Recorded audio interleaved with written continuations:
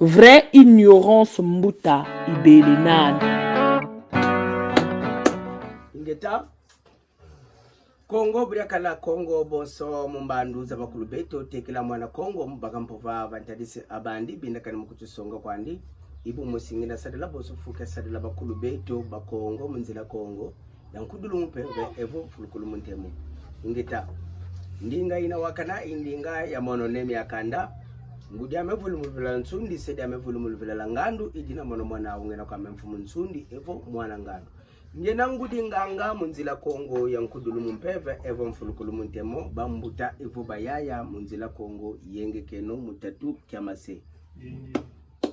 Ingeta mulumbuka ki tuizidi musonga ndambu amantweki baovo nganga inani mulumputu nganga c'est un rechercheur ngudi nganga inani ngudi nganga mulumputu baovo enseignant ça dépend enseignant de la médecine traditionnelle, enseignant de la médecine moderne, enseignant.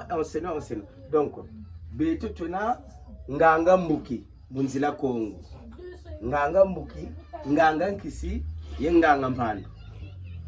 Donc idina mandanda malumbuki akime na neto ba rituel ya kiluma bubu yayi ina betukele na yao betukele na rituel ina bake buke mandanda bakimbuki. Donc rituel ya guérison guérison hiki guérison ya musunda donc boso hernie.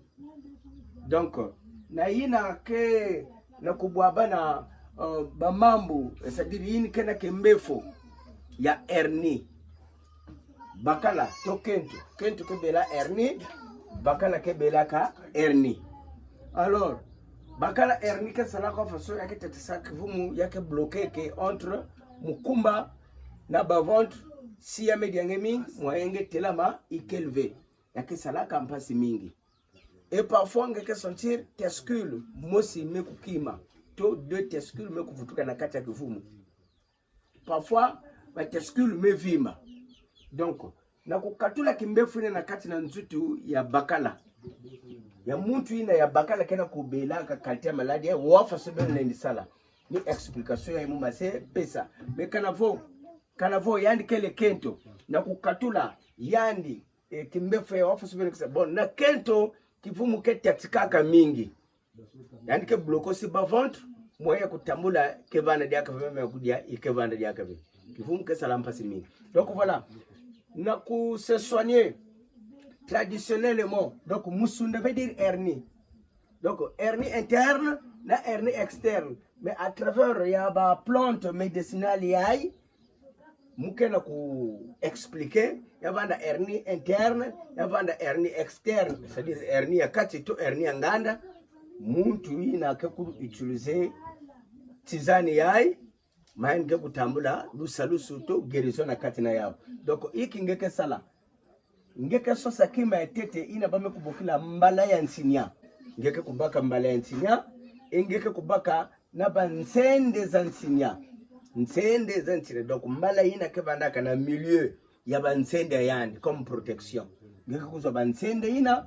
Et alors ngeke sosa nzungu ya malumalu ya non utilisé nzungu ya kokoto veme nzungu ya aluminium non utilisé. Alors leur ngeke kuzo nzungu ina ngeke sala façon. Donc prenons par exemple ya inzungu alors ngeke baka bansende ina ngeke tula na kati ya ditaku ya nzungu. Donc ditaku ya nzungu nyoso il faut ya kangama na kati na bansende. Après bansende akaka ngeke kubika yao à côté ngeke kubaka demeno mbala yayo mbala ya nsinya ngeke kuzenga zenga yao na morceau engeke kutula yao na zulu ya bansende yai na kati ya nzungu. Alors lor ngeme sana faso yai ngeke kubaka diaka bansende ya nsinya encore yakaka ngeke kutula na zulu ya mbala yai. Alors lor ngeke kutula bansende ya nsinya yakaka na zulu ya mbala yai ngeme kutula de maintenant maza ngeme tula de maintenant nzungu yai na tia ngeme tula bankundi yake toka ngeke calculer 15 minutes à la rigueur 20 minutes. L'heure yake toka, l'heure me ban kutoka, ngeme ban calculer 1 minute, 2, 3, 4, 5, 6 jusqu'à 20 ou 15 minutes. Ngeme descendre nzungu ya ina toto kufungula ve kitapu. Ya pema yao, yame kupema après. Ngeke kubaka maze ya ngeke kutola na litre. Maintenant, ba jour ina maze ngeke kunwa yake vanda ni tizani yai. Yame kumanganga. Donc tizani. Ba jour ina. Donc ngele nsana nasuka ngeme no verre, na midi ngeme no verre, na kokela ngeme no verre. Ou bien que toute la journée ngeke na kuutiliser kaka ni maze yai. Alors, il faut que nous il n'a que les 18 litres. Ni n'a pas tout bas mutindi nsadulu. Nsadulu c'est comment? Donc tout l'ensemble des antinia munzungu. Voilà. Zenga mbala tula mukati. Razulu yanzungu. Azulu yansende. Alors la landa nsende, landa diaka nsende razulu. Tula mamba beto mabila yenwa